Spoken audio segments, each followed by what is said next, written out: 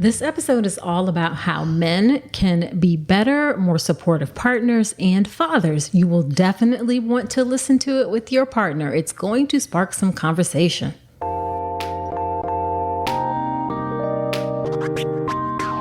Welcome to the All About Pregnancy and Birth podcast. If you're having a baby in the hospital, you are giving birth in a system that too often takes away power from women over what happens in their own bodies. I'm Dr. Nicole Calloway Rankins, a practicing board-certified OBGYN who's had the privilege of helping well over 1,000 babies into this world. I've been a doctor for over 20 years, and I'm here to help you take back your power, advocate for yourself, and have the beautiful pregnancy and birth that you deserve. This podcast is for educational purposes only, and it's not a substitute for medical advice. Check out the full disclaimer at drnicolerankins.com/disclaimer. Now let's get to it. Hey, quick note before the episode. If you've been listening and thinking, okay, but how do I actually get ready for birth? I've got something coming for you. It's the Birth with Power Pathway, and it's my new updated online birth course launching this May. I'll walk you through a step-by-step plan to get you calm, confident, and empowered. Get on my email list at drnicolerankins.com/email so you don't miss it. Hello there. Welcome to another episode of the podcast. This is episode number 268. Whether it is your first time listening or you have been here before, I am so glad you're spending some time with me today. David Arrell is an executive coach, consultant, and creator of Welcome to Fatherhood, his passion program for supporting today's fathers. Welcome to Fatherhood, or WTF as it's appropriately called at times, encourages the development of deeper personal authenticity while also building stronger relationships. His work recenters fatherhood as an opportunity for personal growth and development for men, while also fully supporting the relationship and responsibility components that come with it. Welcome to Fatherhood is specifically designed to help new and expectant dads better connect with their partners and better prepare for what's coming next at each stage of the pregnancy to parenthood journey. David currently lives in Alabama with his wife, Jennifer, 2 young children, Justin and Dottie, and their chocolate lab, Johnny Biscuits. David was actually on the podcast about 3 years ago. I can't believe it. Time flies. And I'm delighted to have him back. We have a great conversation about what is the dude zone, why it's important, what are the traps on the way from the dude zone to the dad zone, what is the difference between team up versus team out, what are things that he sees that dads are most worried about and the challenges that they face in becoming a dad. We talk about how often he encounters dads with postpartum depression, and we give some tips, or he shares some tips rather, on how to be a better partner during each stage of the pregnancy and birth journey. First trimester, second trimester, third trimester, labor and birth, postpartum, all of that. Again, this is going to be a great episode, and you are definitely going to want to listen to this episode with your partner. Now, another thing you can do with your partner is the birth preparation course. The birth preparation course is my signature online childbirth education class that gets you calm, confident, and empowered to have a beautiful birth. One of the things that people really love about this class is that they can do it with their partner together. They can do it at home, throw it up on the smart TV. It's really, really convenient like that. And it can often spark conversation. You pause, you talk about things. It's especially great for dads who may not necessarily feel like they want to go to an in-person class or coordinating schedules or all of that stuff. So check out all the details of the birth preparation course at drnicolerankins.com/enroll. Use the code Dr. Nicole and get an additional 10% off. All right, let's get into the conversation with David.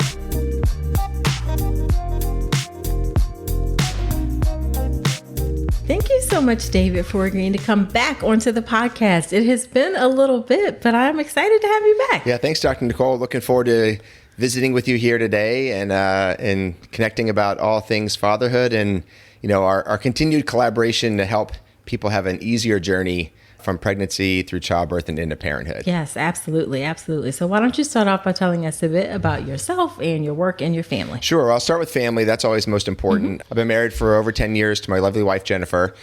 We have 2 kids. We've just moved to Alabama. I'm here in Montgomery, Alabama. Okay. She's an active duty Air Force pediatric nurse practitioner. Oh, wow. And so we just recently got moved down here from the DC area. And we have a lovely dog, a chocolate lab named Johnny Biscuits. He just turned 4. So with the whole team is thriving down here in the summer heat of Alabama. That being said, by trade, I'm an executive coach and consultant. But my Welcome to Fatherhood work is like my passion project. That's a focal niche within that larger framework where I really try to help new and expectant fathers have a better appreciation of that journey that they're on, or that they're still on if they already are there with baby and mama next to them, but also how to really step up and thrive in fatherhood by creating a new relationship to the responsibilities and relationship obligations that come with having a brand new baby in your arms, but staying connected and committed to their personal and professional goals as well. So that dad zone thriving is really figuring out how to have those new relationships within the relationships you've had, and how really to continue to keep your eyes up and making things better for yourself and those around you. So that's really the focal point of my Welcome to Fatherhood work. Gotcha. And then what made you start it? Was it personal experience? What made you decide like, hey, this is something that I want to do, is really focus on helping new dads? So back during our first pregnancy, I was really energetically committed to being an awesome partner, a stay-at-home dad. I just sold a business.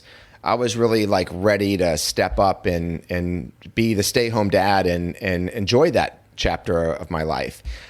So in spite of my best intentions and the bandwidth I had to devote to that aspiration, that goal, I really struggled. I didn't get what I felt was actionable support, or like a proper understanding, or even just appreciation for my role in that journey. So obviously, my wife is getting all the attention at all of our different visits, and everybody is asking her how she's doing. But then they would ask her how I was doing, and I'm standing right there. I'm like, you can. Hey, like, right. But then when I would be like, well, I don't know, like, I'm not pregnant. Like I was told to take a birth class, but like, what am I going to learn about having a baby? I'm not pregnant. Right. And so I was bringing my, and we'll get into this in a minute, but I was bringing my dude zone mindset into that conversation.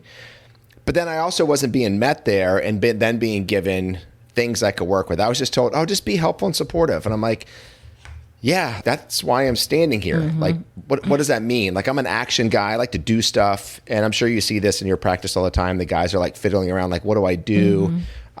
So I wasn't getting support and appreciation and information that fit into what I was looking for, or what I was expecting, and actually what would have worked for me. Right. So I kept figuring things out the hard way. Or after a long period of time, a lot of struggle on the part of my wife, wishing she was being better helped and supported by me. As so many of the pregnant couples I speak to, I talk to mama, how are you doing? And then I ask about how's baby doing. And then I'll ask, about how her partner's doing, or and he's like, I'm doing great. And she'll like look at him like, what?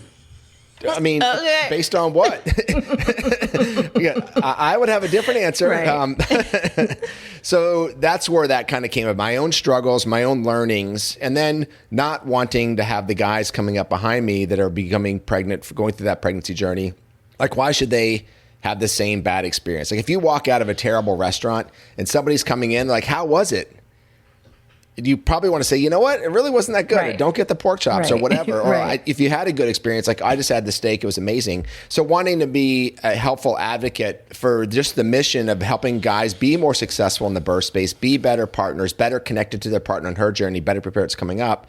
But also so they go through that journey of feeling empowered and valued and being able to contribute in a way that actually lands and is helpful, so that their own sense of what does it mean for them to move into fatherhood can be more attuned to some of the historical ways we've looked at fatherhood as an aspiration, as an opportunity, as like a goal we should be striving for with excitement and anticipation, to help them reconnect to the bigger journey of what does it mean to bring forth the healthy masculine in relationship, in society, as a dad, as a parent, as a partner.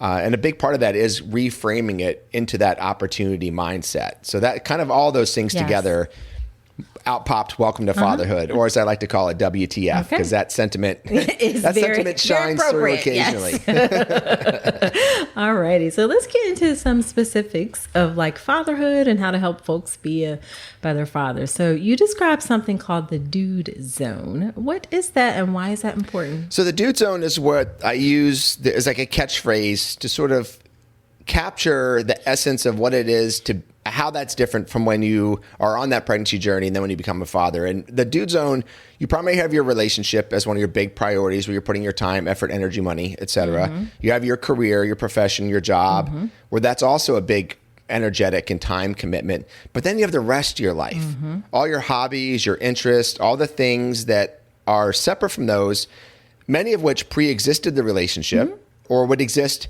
outside the relationship. Like if you lost your job, you wouldn't stop hanging out with your best friend. Right. You know, these are the things that form part of your core identity. Where I see so many guys struggle in that journey is they don't know that there's this thing called the dude zone. So they're still trying to actively engage and invest all the same amount of time, effort, and energy in these non-relationship, non-work parts of their lives. And they don't understand or appreciate that they are not in the dude zone anymore. So that struggle that so many guys come through is really about them trying to hold on to it. So they want to stay connected to the dude zone. They want to keep doing, they still want to go out to the bar every Friday and Saturday night. Or they still want to be out mountain biking all day Saturday. And like all these extracurricular non-relationship things, they're still trying to invest in that. But with a baby on the way, and when your new baby gets here, even more pressing, that's a recipe for disaster. So that dude zone framework is a way to help differentiate what that is to where the dad zone is, which is what that journey is from the dude zone to the dad zone. Got it. Yeah, that's important. I mean, there's definitely not enough of a recognition, really, for moms and dads that you're going to be changed as a person after you become a parent, and you have to figure out how to navigate that your new self. So what are some of the pitfalls that you see, some of the traps that you see dads fall into on their way from that dude zone to the dad zone? Well, I think something you just said there really resonates, is that everybody has to kind of figure out what that new reality is for them and is going to be for them. And it's not something that can be, it's not a puzzle to be solved. It's an experience to be lived through and lived into. And you're basically birthing your new self once you become a parent. And so the journey there is necessarily a journey of trial and error, of like zigzagging wrong turns. And where I see guys really struggle is when that ping-ponging or zigzagging journey is happening, they tend to miss in one of two ways. Either they go all in on like, I want to be the best partner possible, and they lose all connection with their sacred individuality, as I call it, their deeper sense of self, who they are, their personal mission of like, what's their gift to bring to the world, what's their career aspirations, what's their own personal development goals. And they go all in on like being the awesome partner for mama. And that ends up, it might feel good initially, but it ends up not really working, because I tell them, like, your partner doesn't want somebody she has to like tell to do every single thing. Right. Even though you're ready, what do I need to do? Right. How do I be great? And she's like, I don't want somebody that I need to boss around. I want my partner. I want somebody here who's helping me, who's on this journey with me. So I call those guys missing into Wimpy Town. They just sort of like, they hear helpful and supportive, and they just become a little droid of, oh, I'll be helpful and supportive. Gotcha. So that ends up misfiring and creates problems for them and the relationship. The other one, those guys are really holding too hard onto their sacred individuality, their extracurriculars. They're like, you know what? I'm not pregnant. I'm going out. Like, you should stay home and get rest and not drink. Obviously, I'm 100% supportive of those. Right. But I'm not going to sit on the couch while you're sleeping. Like, I'm going out. Right. I got my friends, my boys are here. We're doing this. Like, I don't need to go to birth class. I'm not having a baby. Why do I need to go to all these checkups? Like, I just sit there. Nobody talks to me anyway. Right. I'm going to do me. Right. So those guys, I say, miss on the right-hand side of Jerkville. And neither one of these guys is 100% wrong, but they're out of balance. And that's where that ping-ponging back and forth. And that's where it just can be so frustrating for the guy. I often had one foot in wimpy down on one foot in Jerkville. Like, I'll do whatever, just tell me. Right. And as a mad, so that's not really, you're not succeeding by any metric if you are spending a lot of time in the dud zones there, I call those. So you're going to be in them, but the trick is to quickly recognize it and then reorient to that higher aspiration of dad zone thriving and start to take those steps up and out of the dud zones to get back on that journey to dad zone thriving. Gotcha. So it's just really like you said about finding that balance. Of course you want to be helpful, but you don't want to turn into like a yes dear constantly kind of thing. Right. And you also don't want to be an ass. And suddenly, sometimes sometimes you can't see the space between those two things. So you just have to kind of like push your way gently forward into and create it yourself. Like, that's the challenge. Gotcha. Like, there isn't a trail so much as a goal. Yeah. You have to experientially work your way towards. Definitely. So you talk about something else that I like, this concept of teaming up versus teaming out. What do you mean by that? So that's one of the things that I really strongly recommend. So in my work, I talk about big ideas, which are, hey, think about things this way. It'll be more helpful. Mm-hmm. And then I have more specific action steps, like called dad tips of like, try this out. And so that's big idea number 8, which is teaming up versus team out. And why I mention that is because, and this is where I struggled so much, a lot of times us guys think we're being great teammates, especially if we're coming from a sports background, where I'm doing my thing and you're doing your thing. So if you're playing football, if I'm the wide receiver, I'm lining up on the outside. Mm-hmm. And if I'm the offensive lineman, I'm down in the deep end of the pool, right there in the middle, getting dirty, pushing people around. And if I'm the wide receiver, I don't need the offensive lineman to run out next to me, and vice versa. Like, we have assigned roles, stay in your lane, do your job. That's what team means for us. Right. And so when we want to team up in pregnancy, we start doing a bunch of different things, not connecting with our partner, not working with her, and not actually teaming up with her. So that's where that distinction, again, it's like, oh, I didn't think about these things this way. So when my wife is saying, hey, do you want to go to Bye Bye Baby this weekend to go look at the registry? Well, the first time, yes. The second time, sure. The third time, not really. And the fourth time, no. No. Right. I still don't know anything about these teething rings. I don't really care what color onesie we get. Right. And I don't want to do that. Right. No. But that's not the question. The question she's asking is, will you team up with me today and enjoy thinking about, planning for, and being excited about the fact we're going to be parents? And it's like, oh, that's a different question. Right. While I still don't want to go to Bye Bye Baby, I do want to be an awesome partner. Sure. I do want to team up with her and connect. I talk about us being on different journeys. I want to do some bridge building to bridge my journey, which is me. I'm not a dad yet, even until baby gets here. That's how most of us think about it. And the fact that she's a mom now. So how do I bridge? Is I team up with her and I connect with her and I share in her journey.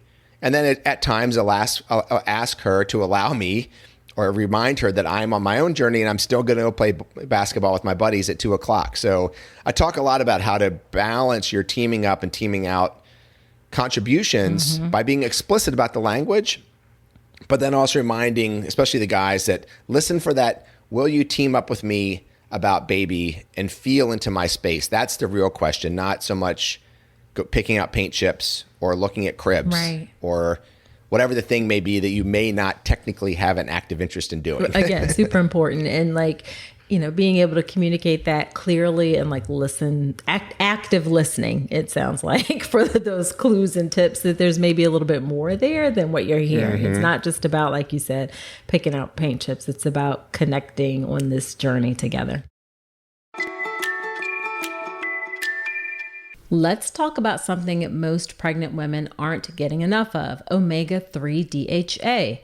The recommendation is over 200 milligrams a day, but less than 5% of pregnant women in the U.S. meet that. That's one of the reasons I love Ritual's Essential Prenatal.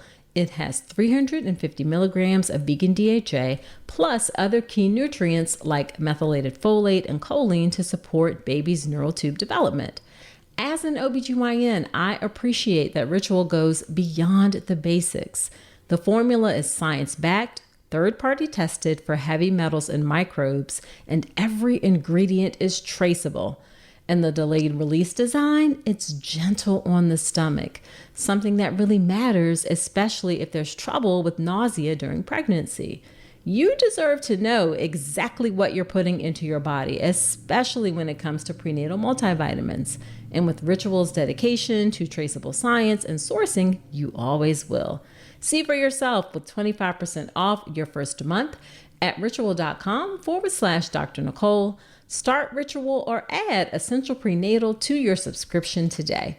That's ritual.com/Dr. Nicole for 25% off your first month. Next up is, what are some things that you see that, like, what if you had to describe 2 or 3 things that dads really worry about or have challenges with as they move into fatherhood? What are those top 2 or 3 things that you see? So I mentioned the bouncing back thing earlier in our conversation about a lot of guys. Oh, when baby gets here, I'm gonna jump in real early initially and help, but then I'm gonna bounce back. I'm gonna go back to the dude zone. I'm gonna do all these things. So I say, no. We're not bouncing back. Time doesn't stand still. We're bouncing forward. So it's not about reconnecting with the dude zone activities. It's about bouncing forward and really having a real conversation with yourself and your partner. What are your new priorities here? Assuming being an awesome parent and partner is at the top. How much time and effort and energy do you really want to devote to those things you used to do? Some of them are your core identity structures, or like those things are really important to your like physical, mental health. Like if you like to work out a lot and you're not just going for like Mr. Universe, but it's just a part of your being, you want to make sure you're reconnecting. And maybe you don't get, an hour a day, you get an hour 3 days a week or what that is, but finding a way to stay connected in a meaningful and supportive way while also making room for the new responsibilities and opportunities of what does it mean to be as parents together. What does date night look like if there is such a thing? Right. What are we doing together as a family? So that bouncing forward is one of them. And the second thing I'll mention here, Dr. Nicole, which I think is really important, is so many guys are tentative in that space of new fathers. They sort of sit back like, I don't know. And that comes from a lot of different reasons, which we probably don't have time to get into today, but they sort of ease back and are expecting mom to take a more active leadership role. And again, I understand, appreciate that impulse, but what I encourage my guys to is to really step forward and really embrace the idea of being a leader in the relationship.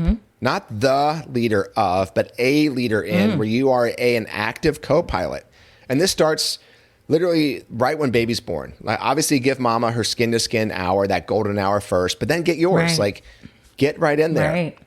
Snuggle up with baby. You want baby to bond with you as also primary caregiver, not that other guy over there. Right. And get in early. Create those shared agreements with your partner on how are we going to change diapers? How are we going to do feeding? How are we going to do bedtime? How are we going to do all these things?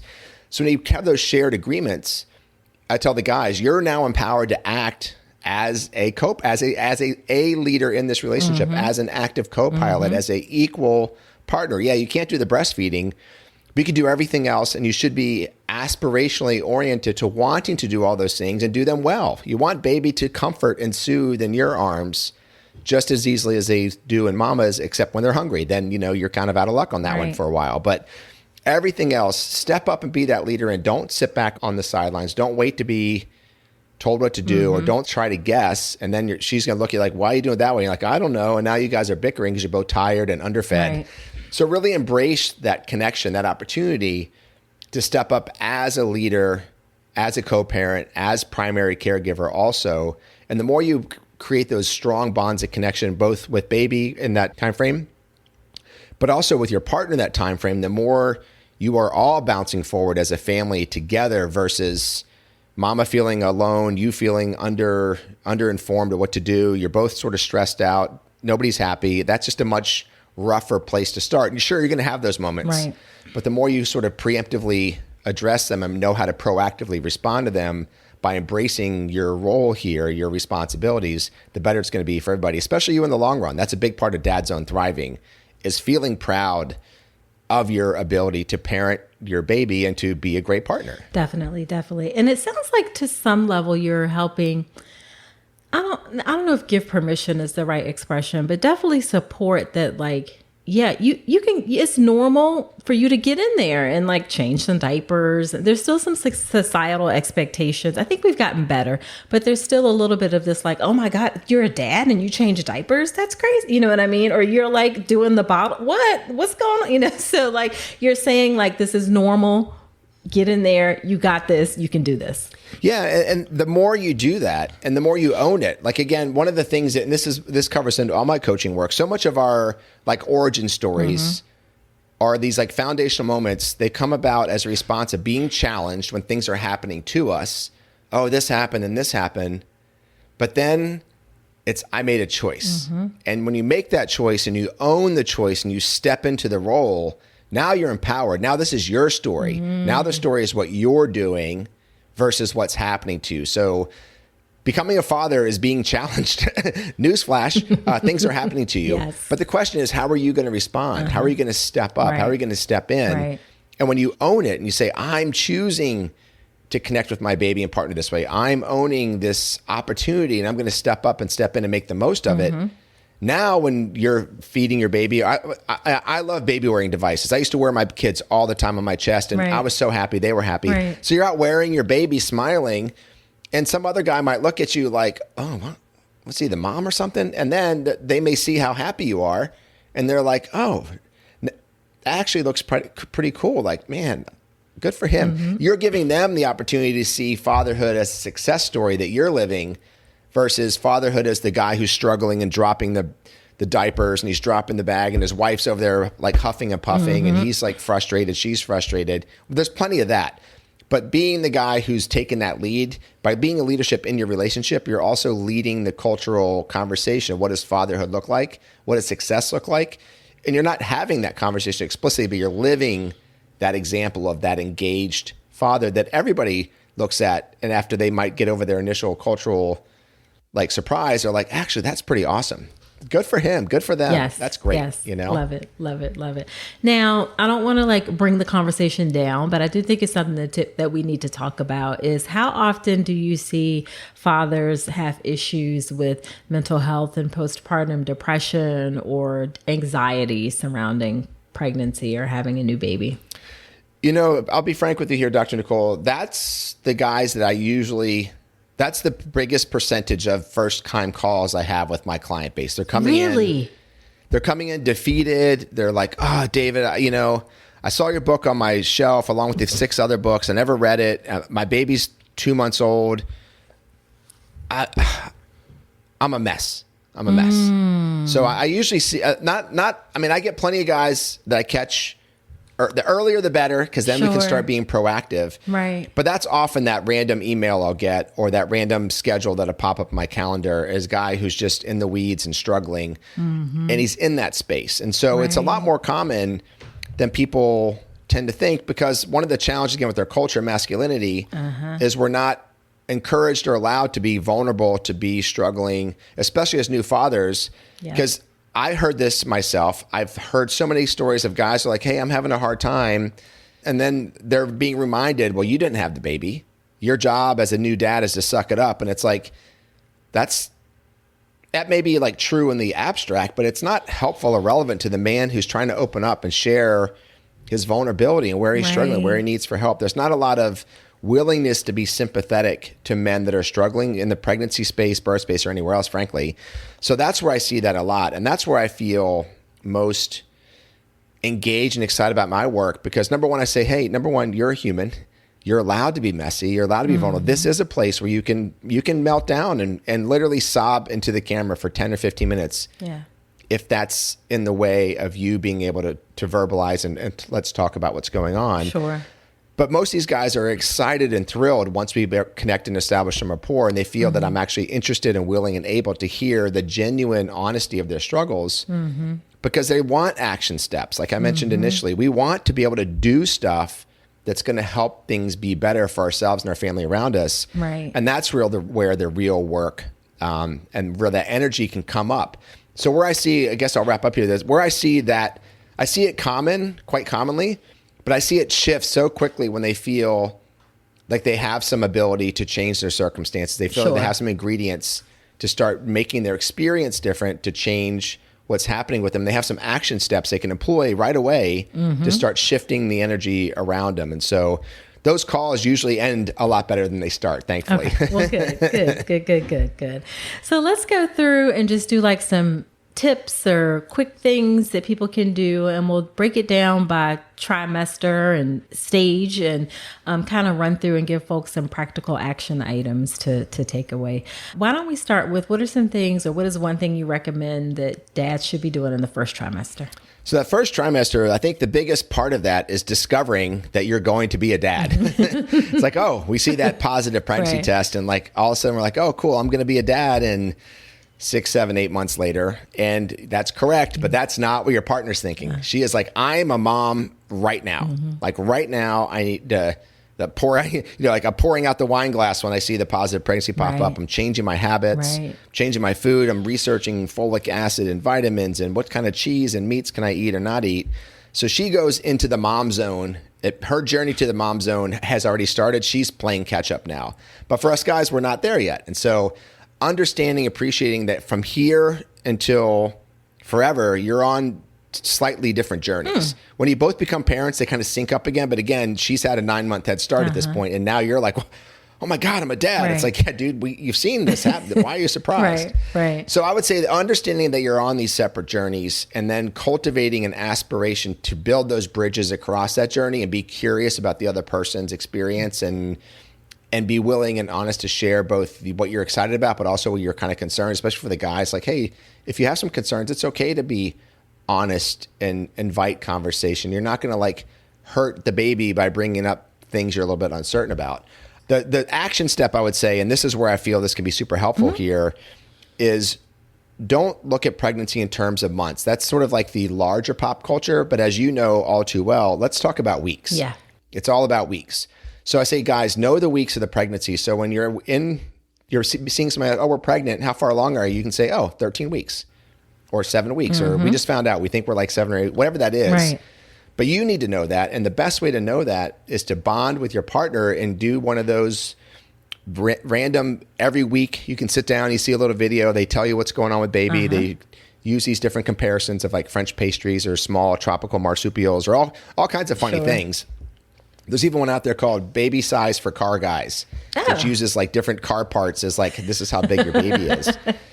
But again, a lot of guys are like, well, David, I don't really care if the baby's big as a battery or it's got eyelashes. Like, correct. And connecting with your partner and sitting down each week and watching the video together, talking about what's going on, making a note in the calendar, like we're at week 12, we're at week 13. That's the true value of this experience. So this is a great thing to do. As soon as you see that positive pregnancy test, look at the apps or the things for tracking the weeks and start thinking along those terms. Gotcha. So what about either second or third trimester, whichever one you want to do? What about something in one of those trimesters? So I'll go with second trimester here, because that's where teaming up, we talked about that earlier. This is where this is really going to become important, especially after that 20-week ultrasound. You're going to know if you're having, assuming you want to know, you're going to know if you're having a boy or girl. You can start to make some more decisions about what kind of clothes you're going to buy or the nursery decor, all those kind of things. So this is where teaming up can be really powerful. And I remind the guys, you get extra credit, if we're looking at this a credit way, of being in the ideas. So early in the week, I always remind the guys, why don't you suggest, hey, babe, but now that we know we're having a girl, why don't we go to the paint store and look at some navy blue? We had talked about navy blue as a great color for the nursery. But then don't stop there. You want to make sure you're tracking what your plans are for the weekend. So you can say, why don't we go on Saturday? Because Sunday, I want to watch the football game. The Eagles are playing, and I want to watch that on Sunday. So let's go Saturday. And now you can also add in that little thing that everybody's going to enjoy. And we can hit that new cheeseburger place out afterwards. We've been talking about it. So now she looks at you as somebody who knows what's going on, interested in connecting with her. But you've also established the boundaries around what your time is for the things that are important to you. And now you're not waiting till Saturday. And she's like, let's go to this place. And you're like, but I got the guys were coming over. I don't want to. Now you're the one playing defensive there. So be the one to initiate those conversations. And you can get that win-win-win by really making sure you're clear about what the boundaries are around your time and making some good offers to connect with her on that journey to parenthood that you're both on together. Yes. That's excellent because it helps you to, like you said, you're still maintaining your own sense of who you are and the things that are important to you, but you're also building that relationship and how things are going to be with your new family. Yeah.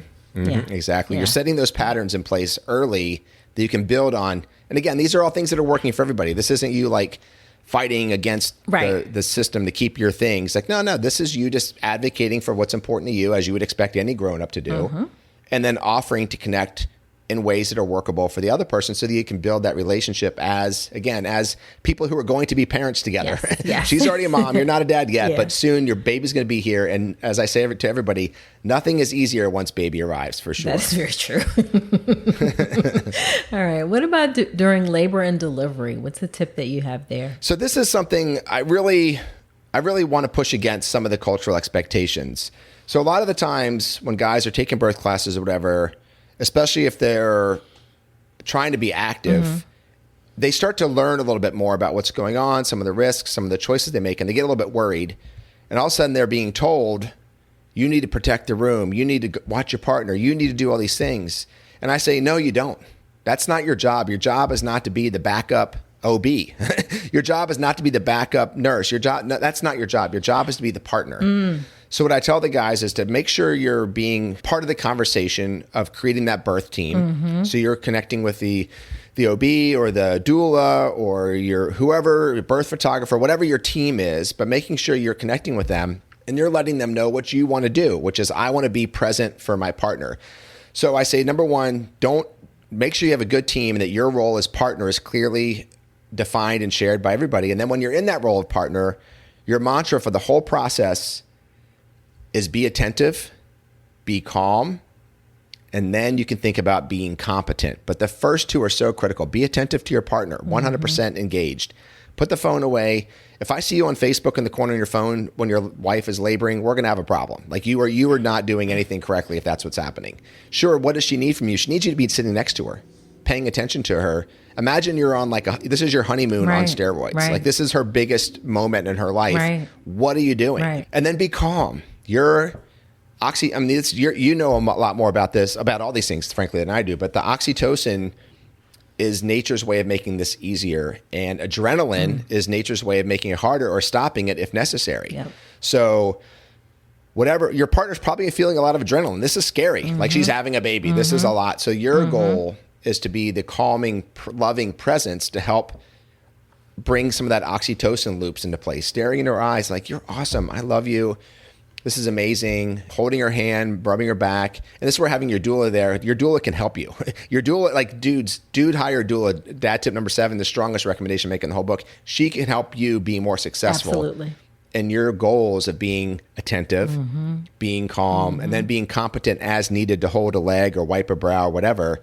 But let the team support you in your role, and don't imagine you need to be the one actively engaged with all of the professionals they do this all the time. Let them do their job. You do yours, which is your partner. Sure. Love it. So then what about postpartum? What are your thoughts there? And you say that this is probably the most important part. I can guess why you say that, but why is this most important? And what's your tip about postpartum? So now you're officially a dad. Your baby is here, and now you can really jump in actively rather than orienting to and connecting with your partner. And sure, you can always talk to your baby when they're in the womb, but it's not like a two-way street there. So now baby is here. Get in and do all the things, as we spoke about a little bit earlier in the conversation about getting your skin to skin, creating those shared agreements about baby care. How are we going to swaddle the baby? You're going to change them this way. I mean, babies are really small. They're not the chubby 3-month-olds we see on the pictures. They are like small and they are delicate, and we want to be ginger and careful, but we also want to be confident. So how are we going to do these things? So stepping in early is a big part of the mantra of that fourth trimester, that postpartum, which I call protect and serve, which is really own this opportunity and really just jump in. Like your partner literally just ran 3 marathons. She had a baby. That was difficult. She's tired. And that's an existential transformation. Her journey is from maidenhood to motherhood. You know, you're on your dude zone to dad zone thriving, but now she's a mother. And this is like one of the core universal experiences that unite humans across time, is becoming a mother. And this is powerful. These are deeply transformative energies. And understand and appreciate that this journey for her wasn't just the 12 or 16 or 20 hours of labor. That was the crux of the journey. But what does it mean to be a mom? What does it mean for her to be a mom? This is a question that she has to live into that answer. So it's not so much about what happened, it's how we understand what happened. So being a supportive presence in this sort of novel time for her as she's learning what does it mean to be a mother. It's like when a caterpillar turns into a butterfly, it doesn't just burst out of the cocoon and fly away. It like crawls out and it's laying there exhausted, and the wings take time to unfold and firm up. So it's a time frame of those 3 months that I really try to stress to the guys, whatever's happening here is not forever, it's just for right now. But really jump in there, lean in. This is a place to really miss on the left side of like doing everything that you can to be helpful and supportive, and really showing up as that great dad you want to be, even when you're tired. This is what I say, look, I know it's hard, but you do kind of need to suck it up just right now. I'm not going to say this every day, but for right now, take a deep breath, recognize it's hard, and then get back in there. This is the choice you can make, is to step in even when it's hard. Definitely. So this is a really delicate time here. Okay. I love it. And then the last thing we'll talk about before we wrap up is you can have, there can be some scary moments, and I know you talk about those in more detail, but give me like one scary moment that could happen in a way that you feel like dad should step up to support, or just how to approach a scary moment. So there's 5 main ones I talk about, but since we were just talking about childbirth, and that's kind of where you're always, this is the reality you live in. The scary moment I tell the guys is that childbirth rarely goes as planned. So you have your birth plan and you got all these ideas, and then reality happens.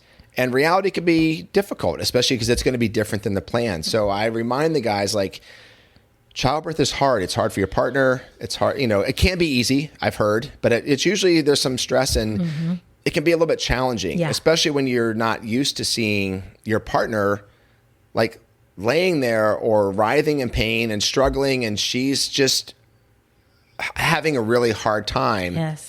And the guys want to say, like, what? Because she says it hurts. What can we do? They get themselves all wrapped up. And again, that's an honest feeling. But I remind them, imagine you're in the crowd watching your wife run by, or your partner run by in a marathon, and she's just having a hard time. She's sweating, she's crying. It's just not a good time. She's on mile 24, and what are you doing?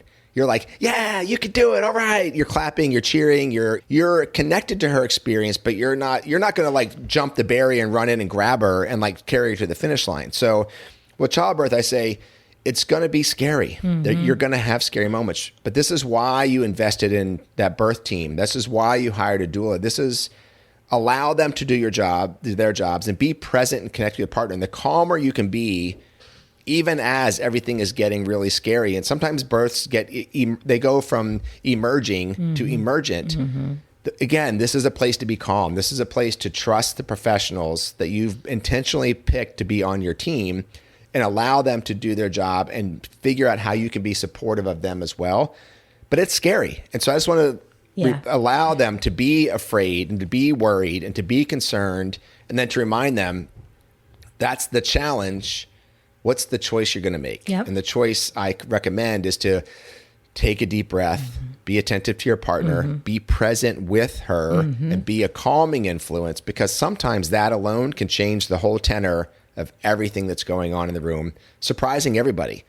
So that's one I'll highlight here as I think as a way to kind of tie a bow around the conversation we've been having today. Excellent. So then as we wrap up, what is the most frustrating part of your work? Honestly, Dr. Nicole, I think I'm still frustrated how little broader cultural awareness there is for the fact that this is a big opportunity to help men on their own journeys to step up into fatherhood, to show up as the better versions of ourselves we want to be, and be encouraged to be vulnerable in these challenging times, and to connect and ask for help. And when you do so, to be rewarded by being given empathy, appreciation, and help. So I feel I'm still frustrated with where we are as a culture. We've gone so far in the past 8 years, since my son turns 8 in a couple weeks here. So from where I was 8 years ago to where we are now, it's way better. But still, we have so much more work to do. Yeah, I agree. On the flip side, what's the most rewarding part of your work? Honestly, it's just the individuals that I'm working with. When I see them coming in, especially if they're that first call, they're showing up like they've just gone 12 rounds with Tyson. They're beat up. They're just not in a good space. And then after, being able to work with them and connect with them, we work together on some action steps and some things that they can experiments that they can run to try again their own life. They need to live into what works for them. So I'm not like, oh, just do these 3 things. Right. It's like, what about this? Let's try this. Right. But as they start to build that success and they build that inner confidence and they start to see that it's not always going to be what it's been, but there's a way forward and they're the ones that are making that happen. So they have that self-confidence come up. They see a brighter future with them being the awesome parents they want to be, the awesome partners, but also the awesome individual and keeping their own goals, personal, professional, intact, and not just off to the side, but also in the forefront. And then I meet with them, after a couple sessions and hearing how well things are shifting, like that's its own validation. Yeah. That always feels great. Yeah, definitely. And you've already given so much great advice for folks, but if you had to pick one favorite piece of advice or one thing you want people to really take away, what would it be? I would say to do what they can do to look at this in that challenge choice framework. And see that the challenge here isn't all the little things that are happening, although those can be challenging. The challenge here is how can I understand this phase of my life as an opportunity to really take that big step up into this next phase of my life as a father. Like this is a archetypically powerful role that has existed from time immemorial. And it's not just the way it's talked about in the pop culture, like, oh, we better throw your golf clubs away, blah, blah, blah. Like it's this sort of 18 to 35-year-old advertising culture we're sort of stuck in doesn't look at fatherhood in the correct way. So I would encourage them to see the challenges. How can I embrace this as an opportunity? And then the choice is, how can I take this challenge and handle it not seriously and somber, like, oh, we're pregnant, I got to be really serious. Right. Well, not really. But how about sincerely? How about bringing a sense of sacredness into this opportunity? Yes. Then also bringing some humor into it. I'm a pretty funny guy. Like I crack jokes in my book, and I think there's room for humor in fatherhood, and that's what us guys tend to bring. Like there's a little study that, again, the details are too big for right now, but the idea being that these same oxytocin loops that activate moms' brains when they're snuggling their brand new baby and sniffing their hair and cuddling and staring at them, those activate for us when we're playing with our babies. So again, how are you going to play with a 3-week-old? You're not going to like throw them around or whatever, but you can sit there and like activate what feels like play. Are they going to grip your fingers and you pretend they're riding a motorcycle? Are you going to like, make funny faces? But if you can activate that play component and bring that humor in, that's going to help you better connect with your baby, even as they are so little, but especially as they get older. So really honor your own sense of humor and playfulness as a significant contribution you could bring that's going to, again, help everybody really congeal as this new family unit going forward. Nice. So where can people find you? Tell us about all of the resources you have, all of that stuff, please. Great. So the best way to find me is just right at www.welcometofatherhood.com. That has all my stuff on there. I have a podcast I'm a co-host of called Baby Talk with Katie and David. I have the Welcome to Fatherhood book that we've alluded to here. And most excitingly, I finally have put all that stuff into a video course that's now available. There's a couple different tiers. There's just the video course package, but then there's some packages that have coaching sessions built in with me to kind of help you work your way through some of those more scary moments, building out your map to the dad zone and what does dad zone thriving look like. And here for your listeners today, Nicole, I think it would be nice to share a discount code with them. Oh, so yes, please. Yeah. If you use Dr. Nicole, DRNICOLE, no spaces, 30, Dr. Nicole 30 at checkout, you'll get 30% off the price of all of those digital products and courses, everything that's on the site. I'll leave that up there for a while here so it can be kind of an evergreen opportunity for your listeners whenever they discover this show. Yes.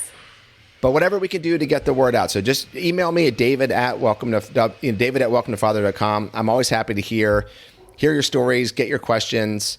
Even if you disagree with that, something I say, great, let me know. Yeah. Like we're all learning. Everything is learning. Yes. So let me know where you like what I say, where you don't. Yeah. Well, thank Thank you so much. And thank you for that discount code. That was very generous of you. I'm so glad you came back to the podcast. This is such an important topic. And I don't know if y'all, when this comes out, I don't know if you all will be able to hear it. Can you hear my dog barking in the background? I heard a little woof back there. Yes, she's just getting excited about something. But let me get back to it. As I was saying, thank you for coming back onto the podcast. I just really love your approach about expanding the way we think about masculinity and the way dads approach fatherhood in order to be the best version of themselves, not just for their family, of course, for their family, but for their own growth and personal development too. So I really appreciate your approach and everything that you had to share today. Awesome. Thanks again for having me on. I enjoyed it.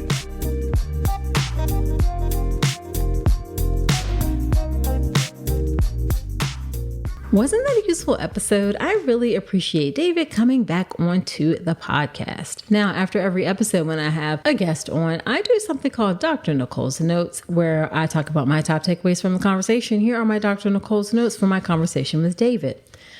One is, there's just something about men helping men that I think is important. It's similar to how, women help women. I know we're in a stage in society where gender is starting to be a bit more fluid in a way, but there is something about men connecting with men to help each other be better men, be better fathers. I really like that. And along those same lines, I appreciate the redefining of masculinity. I think we've gotten better over the years of expanding masculinity. And it's not just about, traditional male roles. Dads can get in there too. Dads can change diapers. Dads can feed. Dads can wear babies.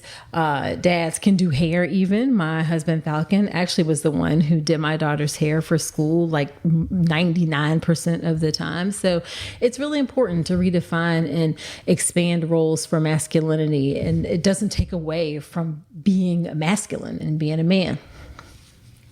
And then the third thing I want to say is you need to think about what type of role your partner will play. This is a little different than what David said, but your partner may be comfortable with being an advocate or maybe not. Don't assume. Certainly some cases or many cases, even however you want to put it, dads do feel comfortable being advocates in the birth space. And I'm specifically talking about during labor and birth, even during pregnancy to some extent. But some dads may not be the ones to step in there and advocate. They may not feel comfortable with that. And that's okay. I actually have a birth story coming up where a dad didn't necessarily feel comfortable, or the mom didn't feel like he was the best person to advocate for her. So she hired a doula. And again, that's totally okay. It doesn't have to be a doula. It could be a family member. It could be a friend. So just kind of decide what type of role your partner is going to play during that birth experience and then roll with it. Okay, so there you have it. Please share this podcast with a friend and subscribe with the podcast wherever you're listening to me right now. You can also leave me a review in Apple Podcasts. I love to hear what you think about the show. I do shout outs from those reviews from time to time. Also, you can let me know what you think on Instagram. I'm on Instagram at Dr. Nicole Rankins. My DMs are definitely open. And do check out the birth preparation course. You and your partner can do it together. drnicolerankins.com/enroll. Use the code Dr. Nicole to get an additional 10% off. So that is it for this episode. Do come on back next week and remember that you deserve a beautiful pregnancy and birth.